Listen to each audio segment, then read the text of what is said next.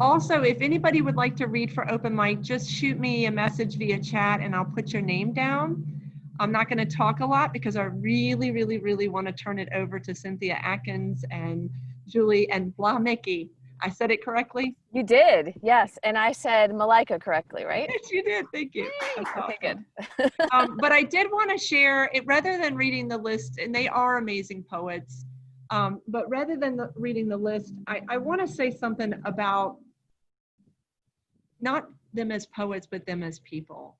That one of the things that has become the highlight for me during this pandemic is these readings. And I don't think I've been more excited than I was with Julie and Cynthia, because originally they had planned to read June 4th. And at some point, I think it was Julie reached out to Cynthia and I and said, I just can't, this does not feel right. It was June 4th and we wanted to highlight Black Lives Matter and not put a light on this book launch. And what for me was so amazing was watching two compassionate souls make decisions that were for higher good. And I felt honored and humbled to see y'all do that. I know it's going to be an amazing reading because I've seen both of y'all read online, and I know the books are amazing. I have one copy. I'm going to get slide to unlock. We'll talk. But so I'm going to just turn it over to y'all. I think y'all decided Cynthia was, yeah, there we go. Thank you, Kai. Also, I always ask. Oh, I have it too. Yeah, go ahead. Karen, if you don't mind putting links to where people can buy the books, that would be fantastic. So the links to buying the books will be in the chat section. And then also, if you don't already have them connected up with them on Facebook, please reach out and connect with them so you can get it directly from the poets. I'm sure they'd be willing to sign them, which is all the special. And also something that Cynthia did that I'll just show. You made a bookmark for me. And I know Julie does the same thing, right? You had keys. I do. In fact, right here. I don't know if you can see with the, yeah. Ah, I love that. So just amazing. And that's the kind of like just beautiful touch that I really admire and love about you too. So I'm turning over. We decided, y'all said Cynthia first. Oh, I'm going to go first and then Cynthia. Yeah. So if that's okay. Unless there was a last minute change. No, you're good. Okay. Okay. So I'm going to mute myself and then I'm going to put you a spotlight, and if people would mindfully mute. Okay. All right. Can you all hear me okay? A little thumbs up? Okay. Terrific. So I always forget this, that I get big. So I wanted to start off by saying thank you to being here, to helping us make a way out of no way, which is what I posted earlier today. And I'm so glad that Malaika brought up the fact that we decided to postpone. And I really want to encourage everybody that's listening tonight to continue to amplify Black and Brown voices. So we are celebrating the launch of Slide to Unlock and Still Life with God. And as promised, I am raising a glass right here of Albino Armani Salve. And I'm going to show you the bottle as well. This is a bottle that I actually purchased for the benefit and book launch that I had originally scheduled in Atlanta at the end of March. And so I'm sharing it all with you here today. And the reason why I chose Salve was because it has a mention in Slide to Unlock. So I'm raising this glass to each of you and to poetry, and also to a recent wedding, Kai and Joanne. So about Slide to Unlock, quickly, it's a book that was a decade in the making. And it's a navigation of our screen and digital spheres, how we are irrevocably altered by who comes into our lives and when, by how we navigate intimacy through texts, emails, social media, and apps. So imagine that this book, 10 years of work, is suddenly born in the middle of a pandemic, where all that we thought we knew about relating to each other through technology and touch without touch is being subverted. I still don't know quite what to do with all of that, but I just keep following my intuition. So I'm going to read 4 poems from Slide to Unlock, which is here, and then I'm going to conclude with a brand new poem. And the first poem is the title poem of the book. And if you have been exposed to an iPhone at all from 2007 onward, you will know that the entry screen for the phone used to say Slide to Unlock. Slide to Unlock, after the iPhone entry screen, 2007 to 2016. Caught in the present tense, we are continuously poised to receive its 3-word command, the insistence we open with a fall. Slide. Involuntary, we unknowingly slip into habit, press our print from left to right, unaware of what uninvited light will bow our heads. When this trinity opens our bodies, we respond with our curious hands.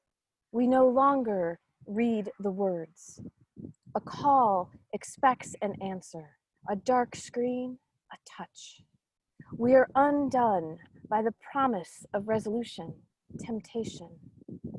Once, we could depend on the corded spiral of miles, delay ourselves with the orbit of finger wheel, change the exchange with a switch hook. We could even leave the rotary to ring, unheard in the absence. Then we housed it for distance, carving an alcove into the wall. Hold the line, we said. Now we are keyed constant, pocketing names, waking to flashes, feeling through the dark before we open our eyes, ourselves carrying the call of possible. There is no signal to prepare us for the arrival of that unresolved name, its bright trick of letters. It arrives after decades of silence, the demand for an answer so pressing it stings a vibration, its invisible stigmata left in our unsuspecting palms, an irrevocable consequence of reach out and touch someone.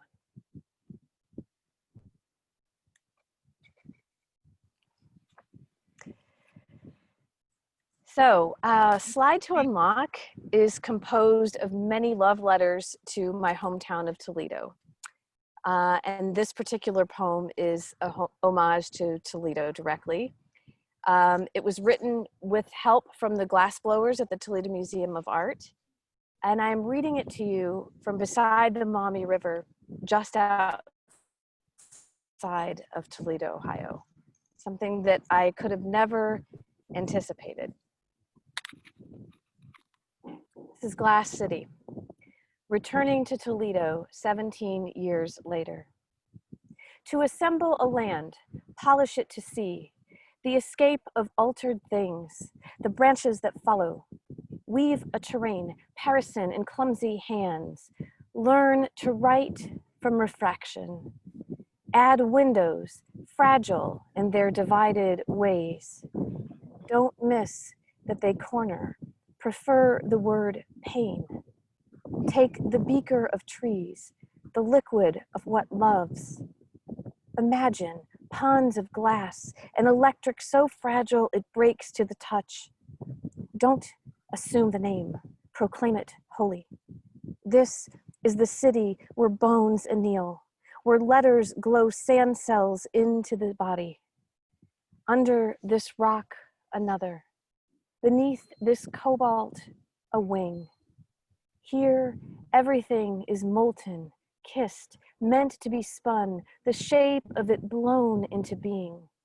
See how we chase memory, distortion, even as it shatters in our hands. Look, when I hold it all, the sun burns every reflection, fires it back to new. Is it any wonder then I will call on the I, the you, our past, this city, word them into glass too.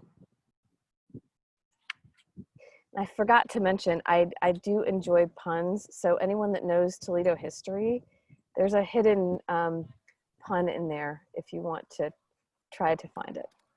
But I'm not going to give it away. And I think I lost my, give me just a second here. So my, it's windy, so my little bookmark blew out.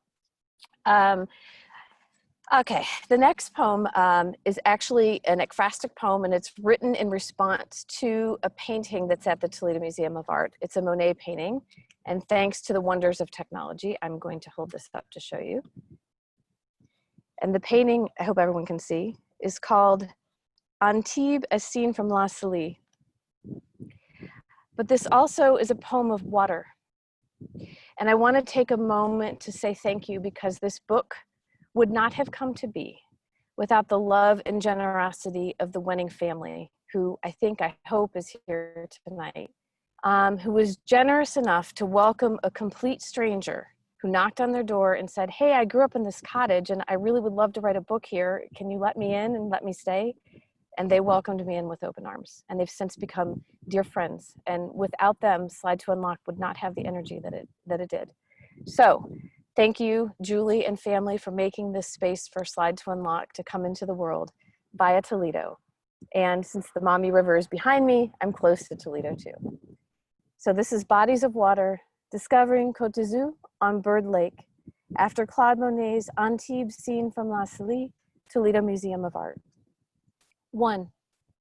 In the swirl of teenage years, there is a call beyond tailgates and bowling alleys, beyond pizza and the labyrinth of shopping malls, of hiding in the basement to crank the music forbidden. There is the lure of the town turned gold by the sun. The one stone square where she stands brings Monet's Antibes into her body. It is here she admits the letters she's written to herself, the cursive that contains why and God and every last one, lone, lonely, alone. The singular strokes on the paper, how they angle for arms, need the press of letters that ache away from solitude.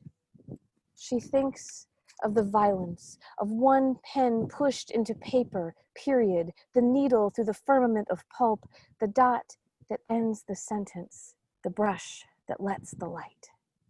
This, her way to see the stars. This, her way to avenge an eclipse, and the sudden knowing that the hand is more than itself. 2. She leaves. The world flicks by in fast motion, maybe weeks, maybe hours, until he arrives, the boy who unknowingly stands on the same stone square, his feet in parallel over the once print of hers. Behind him, Hughes's Ophelia, her eyes an invitation to know before her drowned yes. But France is another country, another story. In the aureate blues he travels, transports, fathoms Monet's hand, holding the boar bristle stained with pigment, oil, broken color. Between his fingers, the dot to impasto, feathering to city, the gold of another shore. And they come then, the letters he's written alone, the journal in his pocket scratched with why and God, and every last one lone, lonely, alone. He insists his mind is stippled, warped, claims no one sees the city I see. But now the waves, an olive branch, and the one question, is the hand in his, only his? 3. Press together the cover of front to back, begin to end. Only the text block separates them. They arrive to bodies raised from the page outside the border, that shared stone square. And here on Bird Lake, in plein air, she is saying, you stood there too. I felt you. And they understand now. The hand The words, the sudden skip through the cage of bone, the dried petals now veined with light. On this dock, leading to water, to unknown, there is sunset, then night, the flash of the mariner's green before the moon harnesses the sky. There's the ages, 17. There's these new words, yet to be written. The once and open and time, unspined in their mouths, to greet, seal, transform, to open, breathe, mouth, to give, receive, this first kiss.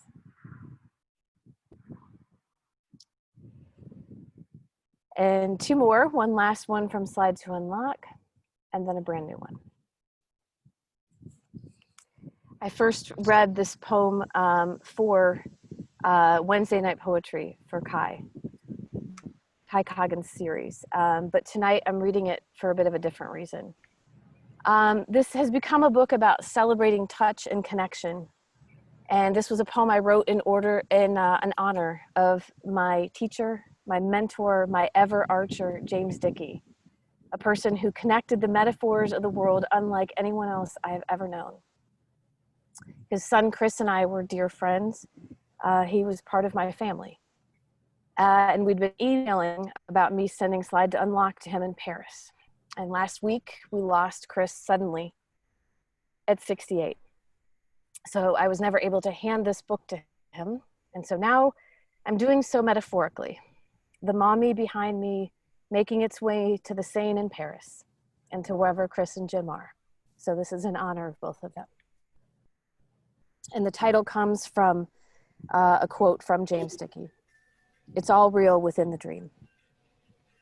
This is not monumental. We are sitting next to each other on the couch. Through the window, there is a sun. I am looking at your faded knee, denim fibers worn to fine over your most bendable places. We are holding hands.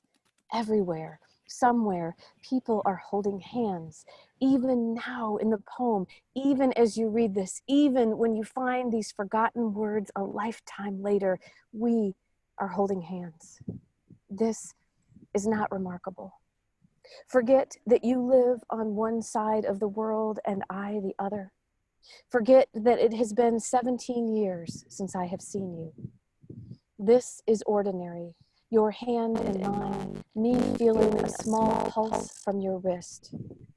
We are sitting on a couch together. There is the sun. This is not extraordinary. We are looking to each other. I don't have to find you across wires, photos, pixelated text. There is the air of you. There is the air of me.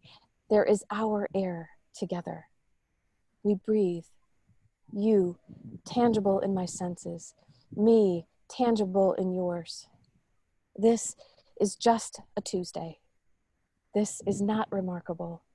You say, when I look back over my life, I will count this as one of my happiest moments.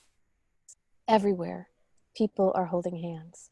Everywhere, there is a sun, even when we turn from it. See, we are still holding hands. You have said these words to me.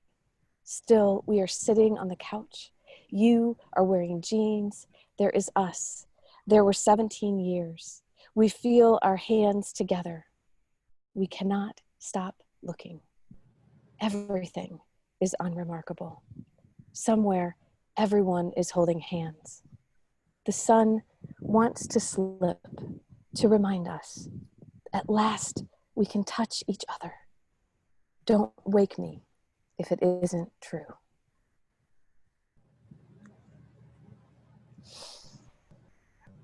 I tell you, reading that poem now in the pandemic and the way that we're all missing touching without, yes, Kai, we're all missing touching each other and hugging each other. So I'm going to end on this one, which is about touching. And this is a brand new poem because I believe that in writing a book and sending it out in the world, the job of the writer is to release the book and let it do its work. And so I'm on to the next chapter and the next thing. And so this is Pileated Woodpecker. After O'Neill Cabin, 1820 to 2020 in pandemic. I think it was a pileated woodpecker, you say, half-dressed. We've walked out onto the porch of a log cabin built exactly 200 years before. Remote in Kentucky woods, your arms around me, we wait for wings. It doesn't matter if it was or wasn't. No one here has the need to be right. No one is standing there to give us a lecture on woodpeckers, to correct what we might have seen. And oh, what we have seen. Us meeting in seclusion, to love and be loved, both frayed by our pasts, by the ends we once believed were beginnings. The forest has called us back, and to each other. There, you whisper near my ear, your hand moving toward a shard of light in the copse. The view is all patterns, limbs broken by wind or tree death, branches heaving green, leaves waving in the breeze, the blue beyond, the clouds interspersed. It is hard to know the where of where, even when we wait. As if on cue, it shoots from the trees, so large we gasp together. We can only make out a blur of black, a shock of red, a turn of white.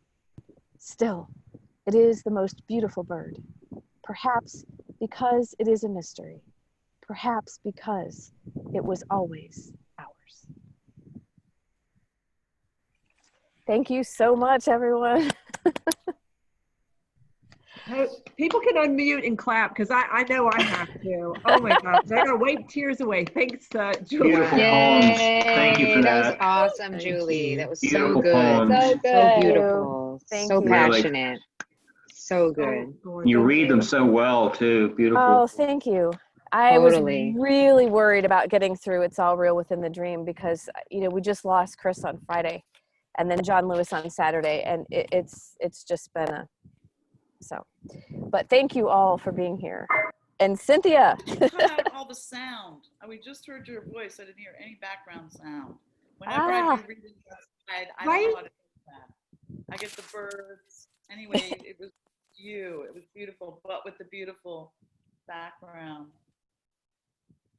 Yeah, it was amazing how even with the wind, I can see it in your hair. I could hear you so clearly. It was remarkable. Thank you so Just much. gorgeous. Thank you. Thank you.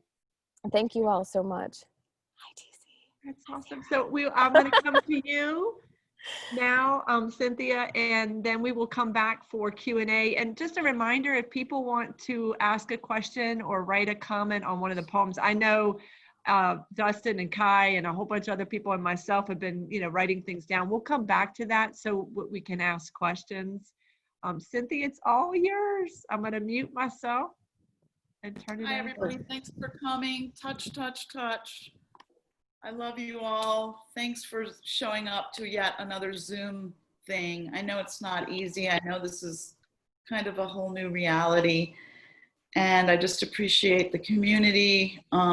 Kai's, Malaika, you have created such a sense of community, so lickety split. I can't believe how quickly you picked up and got things going so that people with new books like Julie and I had a place and a space to come to. So I'm gonna hold up Julie's book, which is absolutely beautiful. I am reading it by my bedside every night. And one of the things I found really interesting the first time I heard Julie read her poems was actually how much our subject matter connected. I really had no idea until I heard her read that first time. In the things that interest us both is a lot of social media. How do we connect to each other? This new idea of existential loneliness is kind of where I am with the social media thing. It's a new reality to me. It's new as a writer because I remember the days when I was really alone, before I woke up to coffee and I already had 200 people in my head on a Wednesday morning, and I know what muffin they've eaten. And that's, for a writer who's very much a loner, always kind of a strange thing. I get used to it every day. Some days I love it because I love all the people and friends I've made. Some days I hate it. But because I'm a poet and not a sociologist, which is what I would be investigating, I think, if I was a sociologist, is this sense of who we are in this new social media age, what our identity is, who are we speaking to when we speak to this mass culture out there. What is our spiritual life in the midst of all that madcap chaos? When Julie and both of our books came out in consecutive days, March 11th and March 12th, and my husband and I were celebrating my book with some champagne at a local restaurant, which is the last time we were out in public, and he looked down at his phone and he saw right at that moment that March Madness was canceled. And at that moment, we both knew, oh, wow, this is different. The culture is turning upside down. And here I thought, I'm putting this book out about how we are all obsessed with social media, and we are more dependent on these screens than ever for touch and connection and love. So, as everything, as I say, and I'll quote myself, joy and pain live on the same street. And we are dealing with all of this. It's bringing us down to our essentials, which is pretty lovely in many ways. And also making us connected in whole new ways. So I'm grateful, Malaika, for these readings, Redheaded, Stepchild. This is really a beautiful thing for me. And I'm glad we postponed it because it's a much better vibe now. I just want to mention my book, St. Julian Press. The cover art is a most beautiful woman by the name of Lisa Telling Kattenbreaker, who does beautiful boutique. If any of you know what it takes to do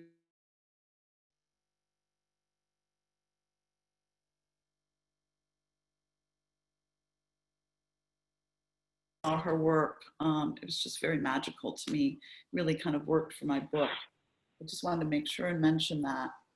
So I'm just going to be reading 4 or 5 poems too, speaking to the internet, because the comet is with us, and I think that's a whole other connection for all of us. I'm going to read my poem called When the Internet is the Loneliest Place on the Planet. When the internet is the loneliest place on the planet. Blow by blow, we gave up scents and sunsets to hold our heads in a screen and gawk in our sleep. My blind leading your blind to where the last light is driven to be warehoused. I learned to whisper over graves, to measure the heft of my breath next to the soul that lay in that soil, devoid of breath. When push comes to shove, when enough is more than enough, when your face sees itself snatched by the swarm of names, pell-mell. I'm just parched for a whiff of clean laundry, a bed made from the cheapest smoky scents of its last spent residence, clinging to pastures where lovesick stargazers go. Yesterday, I mourned a friend whom I've never laid eyes on, never heard the bricks in her voice or saw her mouth, a gaudy brothel of accents, straight out of the Bronx by way of Chicago, my birth town. I was born to know that train whistles record the distance of our loneliness. I drifted to sleep smelling the pepper spray my parents shot at each other in the front seat. It was my own garden on the highway under the Magicus sign, where I could cry all night long in the damp arms of strangers, each car holding that piece of self that looks for others, popping out of a hole like a fox or a wolf, forcing you to see your breath, flick the light switch into the dark classroom in the planetarium of stars. When I was a little girl, when you'd enter downtown Chicago from the suburbs, you'd see this big Magicus sign. It's big red lips in Chicago, and it's always lit up at night. And for me, it was always the T.J. Eckelberg sign. When I saw that sign as a child, I knew that I was entering into the city. And it's been very iconic for me. It's basically Magicus is a rug cleaners. But those big red lips were just indelible to me. And I've always wanted to use the Magicus sign in a poem, and I finally did. So it gave me, it was like I can cross that one off the bucket list. Look up the Magicus sign sometime. It's pretty magical. It's iconic Chicago. And I'm from Chicago, by the way. I know I live in Virginia, but I hail from Chicago. Hello to any of my family that's here. I dedicated this book to my mother, who is, she's in a nursing home, and she's not affiliated with Zoom or any technology, but I just want to say how lovely it was to dedicate this book to her. For many years, I had a really hard relationship with her. The last 10 years, I've been given a gift, and my mother has just turned into a really absolutely beautiful person. So I'm going to read a mother poem. It was inspired by a film, and it's called Graffiti is My Mother. Graffiti is my mother.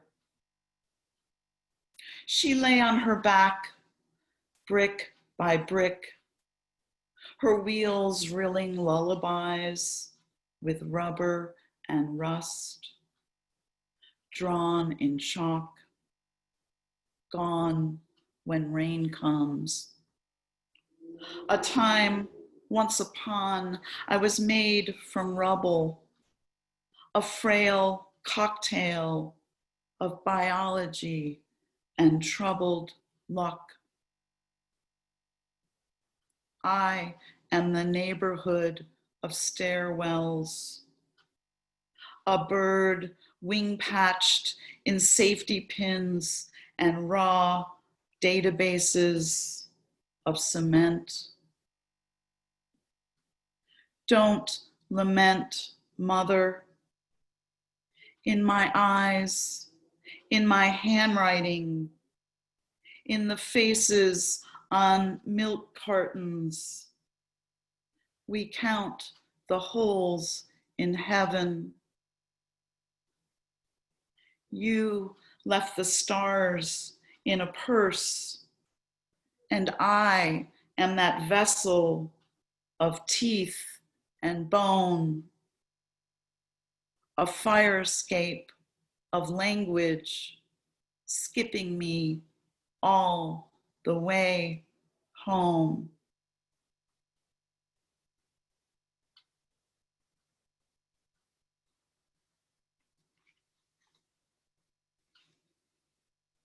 As I said, one of the things that interests me in this book is the idea of who we are, what is our identity amidst all this social media, having thousands of friends? What does it all mean? One thing for me is I've decided through the COVID-19 thing that Twitter was not good for my mental health. There was just too many lanes for me. I can't hold it all in my head as a poet. And I decided I'm not really a talk show host. I am a poet, and I really don't need thousands of people in my life. So if Facebook means I just have a few hundred, it's really, I think, okay. And I'm in it, I've got a little toe in there in Twitter, but I've just decided, and it was a COVID-19 thing, that although I always feel like I want to be there because I know it's kind of maybe detrimental to my literary life that I'm not there fully, I just think for my mental health, which is also always teetering on the balance, and I do write a lot about mental health, and I think in my last book, the idea of family and mental health. Right now I'm thinking about our culture, our larger culture, and mental health, and where we all kind of go from here.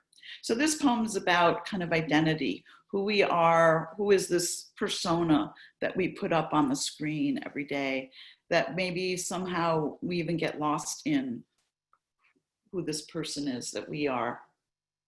My persona. I carried my persona in a brown paper bag. It held shreds of lint and one hair that the comb forgot. My persona has a pecking order. Its first name rhymes with self, always the last in line. My persona is filled with yearning. It shipped off on a garbage of barge and landed with a din in the witness protection program. My persona hid under a shamrock in Dumbo, my mural penned by a black-gloved hand. It lay chalk flat on a red brick building mixed with saliva, turpentine, and cheap wine. My persona is not the marrying kind, stoked sleek at the ready in leopard tights, shaking up a winter snow toy on a cold and stormy night. My persona thrives on buyer's remorse and loss. I bet you can't blush and cry on command. My persona skipped the needle on a song when no one was home. It unhooked my bra in a photo booth in July, then sat numb, pink nipple held on a teacup rim. My persona was never a sound sleeper. A dog barked in the distance of my persona's longing. Naked pet rock held my persona behind the curtains where loneliness dwells. My persona is filled with birdsong. It carries smiles in a jar. Gets so tired of my persona. Decides to take matters into its own hands. Holding a pillow down firm until breathing, and one of us goes still.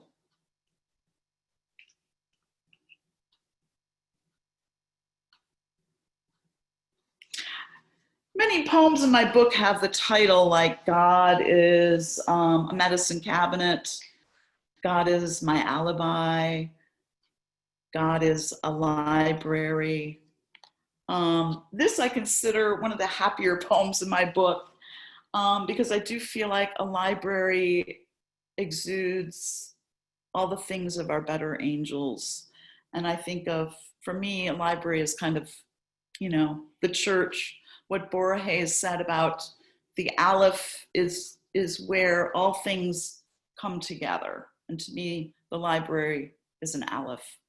Borges comes up in this poem because I think it's just a great metaphor for that idea of everything coming together. God is a library. If you look under G in the card catalog, a hunched over landlady will rent you a space made of dust, albeit a little domain of quiet, where the rent is cheap and so is the debt, and silence is not morbid. On these premises, text and rhetoric mix a sexy playground for words. Exquisite human machine of pathos and debris allowed the pages to be set on letterpress, then ink bled and seeped into a refinery of senses. All the kids played hopscotch on a city street. We're polar opposites on a stage of belief, fact, and faith. Yes, Borges digressed for an atheist and an aleph. Delinquent, these prophets and scholars broke the dress code in favor of out-of-fashion souls. Two students knock knees to make contact. Egg to sperm, pen to pulp. Ideas took flight to where our better angels reside, where chairs are stacked on tables at the end of the day. I'm just going to read one more poem from this book. A lot of, some of the poems I deal with in this book deal with the self, as I said, domestic violence, how women are treated in this culture. A lot of people have asked me, are these poems all about you? They are about me. They're about me and other people, me and my persona, me and the many selves that I create when I write. It's a composite. And I think that people that maybe don't write poetry always assume that the I is the I in the poem. And for me, it's a composite of selves. I use a lot of characters and a lot of voices. So a lot of these women and voices that pop up are me and many selves, me because I wrote them, but obviously a composite of different people. This is called Self-Portrait with No Spare Parts. It has been steam cleaned in 10 states, slapped by a mother, spat on by a boss. This is how everything is fine until it is not. It changed its mind like umbrellas brought on all the wrong days. It wore shoulder pads and burned a husband with a curling iron. It called 911. It did what it had to do. It held your bag of hygiene, oily perfume, rotten teeth. Joy and pain live on the same street. It has an expiration date. It hung in the closet like a bad check. It flagged all the pools of blood and the grief of mothers. It was a dirge of old wars and vacant parking lots. It was the place I sat alone and cried all nightmare long. It is a junkyard clock with dog-chewed hands. It is God mouthing the anthem I never learned. It gnawed at the windshield made of rain. It sat in a diner all night long, waiting for the Lord or the guy with a day job to take his knife home. This is the lake that lives within the skin, that lives with an illness that dangles like a yo-yo on a string. And another body beget out of mine, long and wide as the Rio Grande. The body just wants something loyal and divine. A dog's eyelids fluttering in sleep.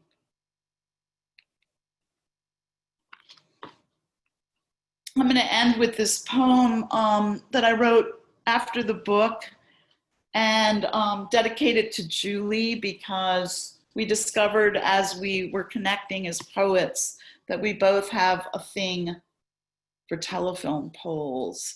I go out almost every night and take pictures of the sunset, and I feel like telephone poles are a really beautiful metaphor for our social distancing, our way of connecting. I think the human voice is very, very unique and very special. I can have somebody call me on my answering machine from 20 years ago and I will know their voice.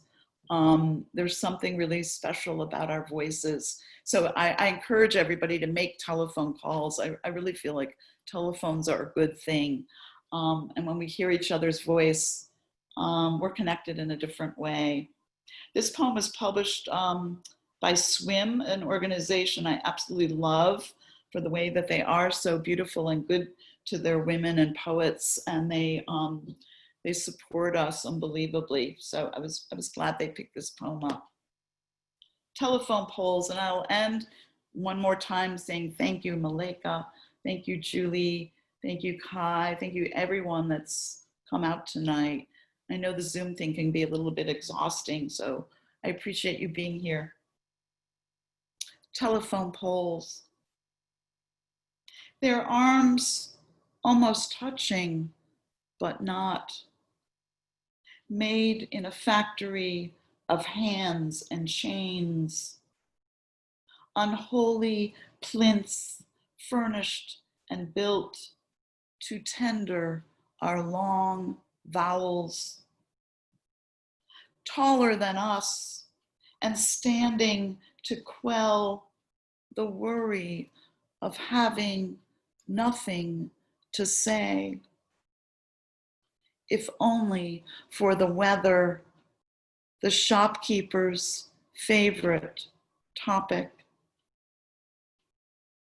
Wired through the fields where haystacks are yellow as newly sharpened school pencils. Now waiting to channel our instruments, our proxy of voices, our chorus of gossip taking shape in the chatter of afternoon sun, as if conductors in a symphony, because the music to our language holds the maps to the fossils, bone to bone, house to house. Even the birds are wearing their darkened silhouettes, outlining the sky, where long distances go to be alone. Our glyphs hanging on the laundry line of clouds, as if the divine was burrowed inside our need to speak. Greet the day, kick up the volume, take umbrage, and really listen to someone's heart leaping into chords, words thrust first between a string and a cup. Thank you. Thank you all. Oh, wow.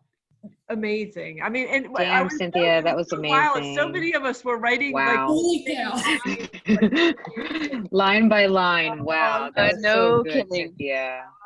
Where long distances go to be alone. Oh my That God. was beautiful. Wow. So good. So good. I am just speechless, and thank you really appreciate both it. so much. You know, there's a beautiful passion and drive, and just each line so full of something memorable with both of y'all that I couldn't even type as fast as I was getting a line. And Right? I want to keep that. I want to keep that. It was just so I was grateful when somebody else would pick it up. And I'm going to have to send these chats to you because there are things being put here that you both need to read. Karen just wrote, "Now I'm in love with telephone poles." Yes. I won't have a chance to read them all. So Can I show you a picture of, will you indulge me? Oh, please. Okay. Yeah, and then each line, Julie, I'm going to send this to you too, because people were writing things, such intricate language, it's just amazing. And that was from Kai, and each line is so rich with gorgeous images and language. You just can't keep up. It's a good thing this is videotaped. We can come back to it. Yes. So I do want to go ahead and yeah, there you go. That or no? Oh shoot, probably not, huh? Not really. Oh, There. Too many screens on screens on screens. Oh well. Anyway, imagine, it's a beautiful telephone pole with mountain and sunset. and the telephone pole. That's amazing. Well, I want to go ahead and turn it over to people that have questions, because I know, I know people are probably going to have to leave, and that's fine. But if you have a question, feel free to just jump in and ask it. I did want to say, at one point we were talking about how, Zoom can kind of wear you out, but I have to say, I feel incredibly renewed being in everyone's presence. And so I just wanted to thank y'all so much for that. And it looks like Julie may have lost sound. So let me go to her and see where she's at. Cynthia, are you still here? I am still here. Okay. I just wanted to quickly hold up Lost Malaika's sound. book too, which I just got in the mail. Oh, thank you so much. That's very nice of you. And Julie, we have you back. Yay. Okay.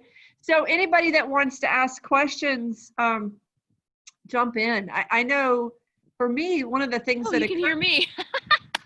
I can't hear you. So you hear me going crap. I can't hear you all though. I don't know why. So you lost sound for us. Okay, Julie. Well, so we'll have to type our questions too. That's a great idea. Thank you, Kai. See, this is from experience. She's good at this. So we can let Julie know any questions we have. Does anybody have a question for Cynthia or Julie? Well, I know I wanted to hear about writing process. And one of the things that I loved about both of y'all is the musicality in the poems. It was just gorgeous hearing y'all read. Not only is it that your passion comes through. Okay, Julie's going to try to sign off and sign back on. But so I'll direct this towards you, Cynthia. How do you approach writing? What works for you? I am such an obnoxiously specific writer. I need a lot, like I need rainy days. I really can't get into a certain psychology. Really, like I work on revisions on sunny days. I know that for me, composing takes a certain, like I said, the internet, all the many layers of and impediments to getting to a space where you are kind of naked. It takes a lot of getting rid of layers for me. So for me, the ambiance of having rain, gray, gets me to a certain space that I need to compose. Once I have something down, I can kind of go from there. I like to listen to music without words. I drink a lot of coffee and read a lot of poetry books. Those are great details. I wouldn't have thought of that. That is, Yeah. that you have a certain ambiance that you need. That is lovely. So And a Julie, I certain need rainy days. So weather. other writers need that kind of weather and impact. Weather is very impactful to me. Does anybody else feel that? And yeah, I was can you write curious too. Kai, you were saying yes to weather? I just thought it was neat that she needs a specific weather to write. That's so cool. Yeah, I never thought of that. Yeah. I love that detail for some reason, and I don't know. Now I'm gonna listen to your poems and see if I hear something in that, to the sound of rain or that energy. We're trying to let Julie back in, so hopefully this will work. weather? So yeah, I very much am impacted. I'm the only one, writer-wise, who needs a certain weather. Yay! Finally. Yay, we're glad you're here, Julie. Yes. So we have a question for you. Okay. Cynthia was just talking about how for her, when she's writing, she needs kind of a weather ambiance, and that for her, rainy days are writing days and sunny days are revision days. I love that detail. But That's she pointed out to amazing. the group, is there anybody else that has that? And no one so far did. I've never noticed a correlation. That's wild. So for you, That's great though. For me, Yeah. it's wherever, whenever. Sometimes, you know. So I think I did an interview about that because I said sometimes it's, you know,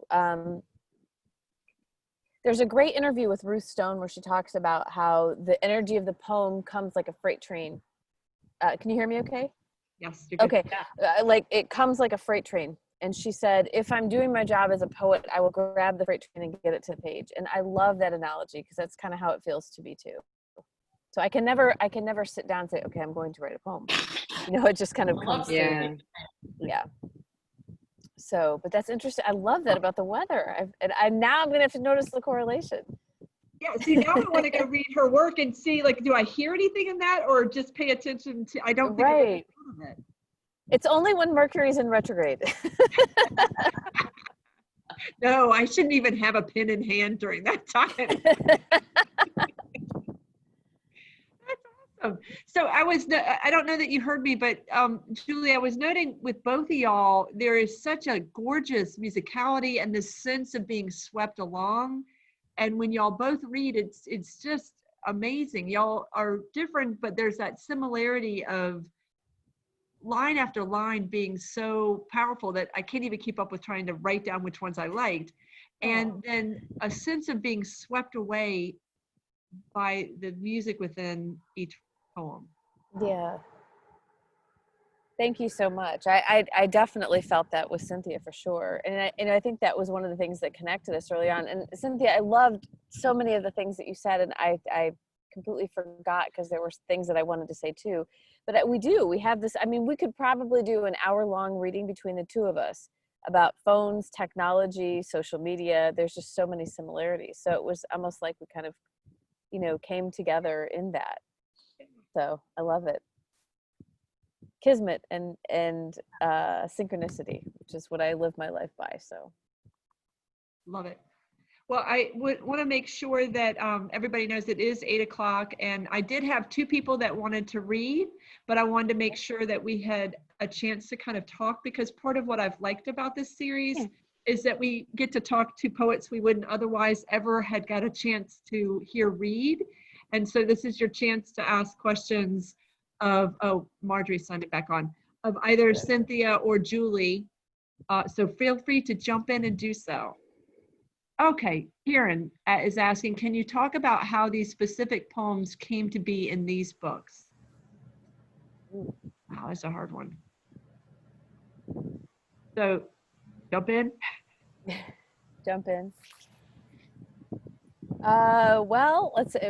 I guess I'll give you a story about the title poem for Slide to Unlock, because I think it's kind of illustrative of sort of my creative process, but also sort of the surrender that sort of needs to happen with poems. I don't write quickly at all. I take months, I take years, I agonize. That particular poem must have over 150 versions. And when I say that, I mean, it was, you know, in a structure, it was in couplets, it was in, you know, I did so many things with it. I literally took that poem and cut it up into pieces to rearrange it. And even still, there are parts of it that I don't know that I'll ever be settled with. And I think once I figured out that it was the title poem of the book, that was part of the issue for me too. So that one took a very, very long time. Yeah, so that's one poem for me. But Cynthia, how about you? I feel like in each of my books, I've almost kind of had a project that I was dealing with. And like in my first book, it's called Psyche's Weathers. I was dealing with their psychology and how we are connected to the weather and the season. And it was really kind of scaffolded like a calendar, January, you know, through the seasons. My second book, I was dealing with mental health issues and family, and how do families deal with dysfunction and mental health. And this book, I'm definitely dealing with those same issues, but kind of more in a cultural, looking at the culture, the mental health of our culture and our spirituality. So I feel like it helped me write these books to have kind of a specific, you know, not that each poem, you know, had to be dedicated to those issues, but it kind of helped propel me and give a thread, I think, through each book that helped me write the book. And we all write about our obsessions, don't we? We write the same poem over and over again, really. Yeah. Yes, I think there's a lot of truth to that there's a drive towards topics. And that was something that I noticed with both y'all. There's a passionate quest energy to a lot of your work that I really like, and it travels in different directions. And that's really lovely to watch. What I kept thinking is these are very limber poems, and I'm not really sure what I mean by that, but there's something about that that limberness. There's a very like open spaciousness that I enjoyed being a part of, being swept up into. So thank y'all both for that. I think that we're going to just skip open mic. I connected with the people that were signed up, and they're okay with just continuing talking, because that is part of the fun for this group that's been meeting on Thursdays, is being able to ask questions. Did anybody have another question? Is there anything more that you wanted to say about the book and the process of writing the books? And also, it's been a really challenge writing, putting a book out. I think everybody can imagine the COVID-19 is certainly a whole new impediment, but it's also pushed us in beautiful ways. Like, I wouldn't be doing this. I wouldn't be making videos with Kai's reading, which I've loved. I do what Julie's done. I usually go outside in the mountains and make a recording of a video outside. And it's been lovely for me to kind of do that in my home setting. So it's definitely challenging, and I miss live readings, don't get me wrong. There's a certain adrenaline that you get with a live reading. So, but it's all part of the process, and I'm realizing it's part of writing the book. All of this, the audience, the reader, it's a dance. And I appreciate just having people, such close readers who are paying such close attention. Being a poet and a writer is not an easy thing for any one of us. It's not an easy thing in our culture. I wish more people could understand how to read a poem, people that aren't poets, so that they can connect more easily. And anybody who might want a little bit more tutoring about just even line breaks and how, why does a line end where it does, an enjambment. I would love to be able to just tell people that so they kind of know what to listen for when they're reading and hearing a poem. Well, It's a mixed bag, our audience, poets and non-poets, and it's lovely to have it all, really. I love when visual artists hear poems. You get a whole different response. What about you, Julie? Well, I was going to say, so I'm curious because I can see faces. So a show of hands, who here is a writer also, not just a reader and a listener? Oh, okay. So something that someone told me years and years ago, because, I put this book together, and I'm not joking. There are poems that are like written on napkins in carpool. There were poems that were written in residency. There were poems that are, in my notebooks. And someone said to me, the best gift that you can have is tenacity and persistence. Do not give up. And there were times when I was like, why am I doing this? Why do I keep feeling compelled to do this? Why do I feel called to do this? But that is really true. I mean, you just can't give up. And so I guess I'm saying that to all of you out there, same thing, just keep listening to the poems. And it's really hard work. I mean, James Dickey always used to quote, I think it was Flaubert who said that the poet's life is the dog's life, but it's the only life worth living because, you feel things so much more intensely than most people. You experience things more intensely, and you have to, and we need poets and we need poetry. But in the silence and in the solitude when we're putting it together, it's so easy to question ourselves and doubt ourselves. But I've been very, very fortunate in the sense that I've had people say, don't give up, keep going, keep listening to the poem. And I have a bit of the type A personality, so I want to control things and structure things. And part of writing for me has been to let go of that, release, let the poem do what it wants to do. There is no way you can sit down and say, hey, I'm going to write a poem about this, because if you're doing that, you're already in trouble.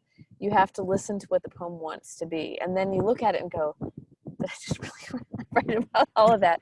But that's part of the process and the joy too. So I don't know. So I guess I'm saying as, words of encouragement. Slide to Unlock was 10 years in the making, and then I submitted it for 4 years before it was picked up by Sibling Rivalry. And there were times when I sat there and went, why am I doing this? And now I know why. And I know that it was in perfect and divine timing during a pandemic. So yeah. No, I love that encouragement. I think that's so important. And hearing that it took 10 years in the making and 4 years to get it picked up. Yep. I think that reminds us all. It's beautifully, I think Kai just wrote down, beautifully said, Julie. Yeah. Oh. Well, thank y'all so very much. I know that we're at time. And so thank y'all. Thank you so much, Malaika. Thank And a you, shout out. Cynthia. Thank you, everyone who is here tonight. Thank you. This was really A special. shout out. And it was so worth waiting. I just felt such a light and just good vibes and real connection to all of you. So thank you. We'll do it again in the flesh sometime, right? Yes. Oh, absolutely. 100%. Yes. Then we can hug. Yes. We can hug. And then also a shout out to Kai for Bye. poetry. The honeymoon. See y'all Yes. on Wednesday. Yes, that's right. See you on Okay. Wednesday. And to Dustin for Wild and Precious Life too. Got everybody here. Yes. Dustin, So, and hi, Sarah. I see Sarah down there too. So. And then Marjorie just put, I was frozen before and now can type again. Thanks, everyone. Oh. Dustin, Okay, you good. could also let us know when Wild and Precious reading series is. Thanks, Kai. Oh yeah. He's signing back in. There you go. I was doing my walk, so I had it listening to poetry while I was doing my walk around the neighborhood. It's also on Wednesdays. If you check out wildanddpreciouslifeseries.com, the schedule is up through September. Okay, Thank you. fantastic. Thank you. Plug. And also for Wednesday night poetry, Kai, could you let us know when? Well, we know it's Wednesday night. It's every Wednesday night at 7 o'clock Central, but the poems are on there forever. So if you just look up Wednesday night poetry, you can see every week of the past 19 weeks that we've done through the pandemic. Wednesday night poetry on Facebook. Awesome. That's been amazing. All so loved and appreciated. So appreciate it. And I'm so thrilled because my friend Sarah is here and we've known each other since we were what, like 12, 13 years old. So she's known me when, so I appreciate it. And she's also a Toledo native too, so. Yay. Well, we love being able to see the river. That was gorgeous. Yes. One day I'm gonna have to go film with the horses. Yes, absolutely. Thank Or you the everybody baby so much. turkeys. Thank y'all. Thank y'all so very much. Bye. Bye. Stay safe, everybody. You will. Yeah, if you can't be good, be careful. I have loved y'all.